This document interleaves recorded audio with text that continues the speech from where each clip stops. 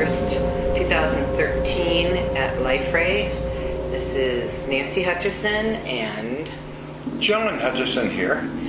And the reason we're making this video is because we have put out a request for assistance in working on the anti-radiation project. We have several things that are happening. One is testing the audio tones by themselves, and another part of it, which is what we tried to do back when Fukushima first blew up, had to do with building the lab of all the RF signal generators within a computer and finding out how to get the RF signal out of the computer. That was the issue a couple of years ago. Now there is the software that we can have that done, but we do not have the skill set here, nor the Delphi, C++, and there's one other architecture this has to be built on. People who are computer programmers would know what I'm talking about. There was a group called Pegasus Research Consortium that had offered to help out on this some weeks ago. And it ended up being quite a brouhaha there of egos and of people questioning even John's technology and his ability to eliminate radioactive contamination. I think, John, you can maybe speak to what happens on forums and why you don't participate. Well, I don't participate in forums because most of the folks on forums are just loose cannons or armchair. You never know who they are. I mean, they could be some little lady thinking they're a scientist, or I just find it's full of lunatics and very offensive people. That's about half the people on the internet, and I find very offensive. I don't think they can perform in real life and react in real life. Well, I mean, even on, we're posting this on your YouTube channel, even on your YouTube channel, there are lots of people that make some pretty mean and idiotic comments. Oh yeah, I know. I see the comments, and I know that they're just ignorant people that have done no research or anything, and they probably don't know anything about science or basic stuff, you know. It's just stupid people. Unfortunately, a lot of stupid people out there. What can I say? Stupid, ignorant, aimless people. And actually, I would say the vast majority of people on Earth right now do not understand and are stupid and ignorant concerning the radioactive contamination that's happening across the Earth. Yeah, I don't think they understand anything. They're brainwashed by, let's say, the main media a lot of times, brainwashed by commercials on television, brainwashed by eating too many McDonald's hamburgers and other junk food. Live a life in some kind of a strange fantasy while the government's run rampant, doing all kinds of crazy things, and the people on the front out there getting hammered and fighting back if they can. It's pretty pathetic. I mean, the old saying, wake up, folks, well, and sheeple are phrases I guess you got from the internet, but, well, it looks like it's the truth, you know, so. Well, I think we've basically come to the conclusion, John and myself, that what we're doing is to save Earth, the children, the ones that still have their minds open and still can dream and still can become, because the adults have already they're corroded. I mean, look at all the politicians, what loose cannons they are. They're totally nuts, right? And a lot of old folks, they're, except for a very small group that don't grow up, and some of them are in their 90s and 100s, but most of the dinosaurs, as a producer friend of mine, once they die off, well, maybe there's a chance, but we're going to do something. Well, I mean, PhDs, egos, I've seen that quite a bit. And we have a dog outside the door. You'll hear the whining and things because the dog has to be with us. So we'll have a whining dog here in the background, but that's life here in Hutchison Lab. Yeah. And so, well, we did have Elizabeth Rauscher, PhD, come here. Yep. With the belief that she already had an understanding of John Hutchison's technology.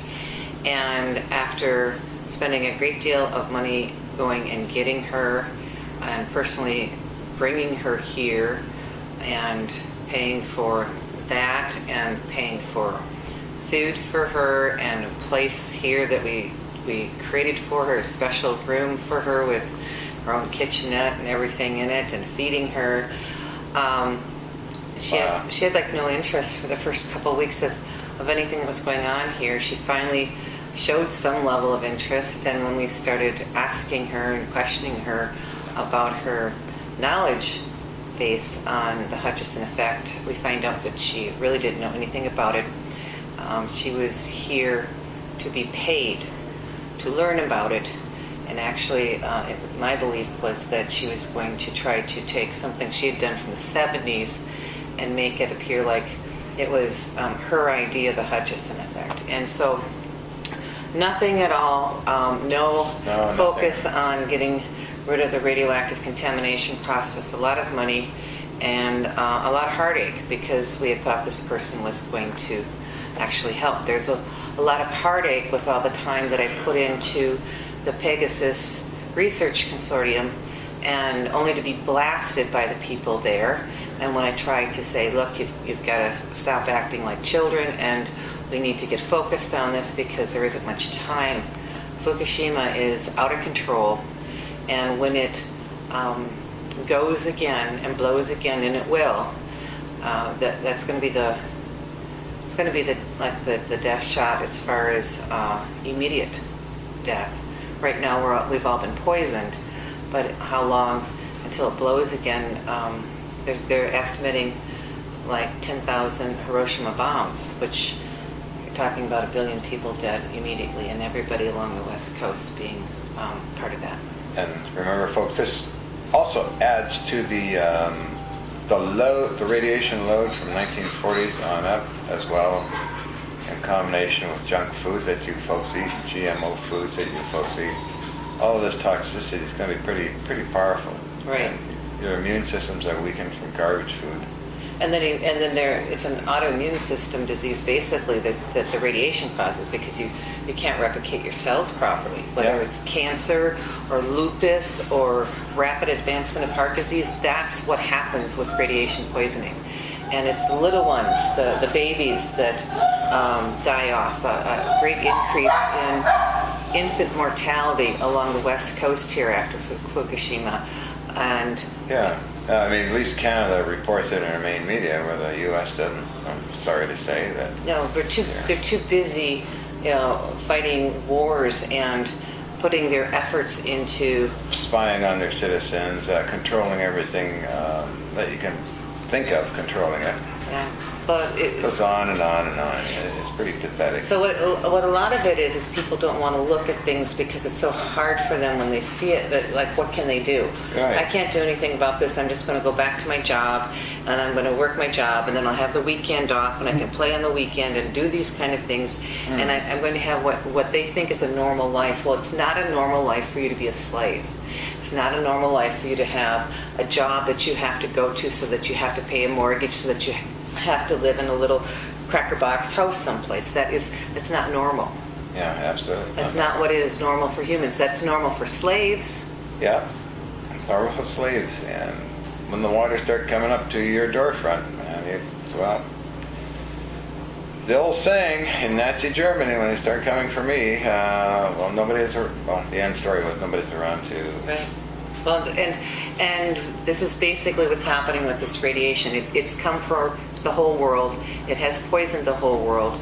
And if there's anyone who has a working knowledge of RF signal generators and the ability to work with C++ or Delphi, and I'm sorry, I can't remember the other one. I'll put it down below here.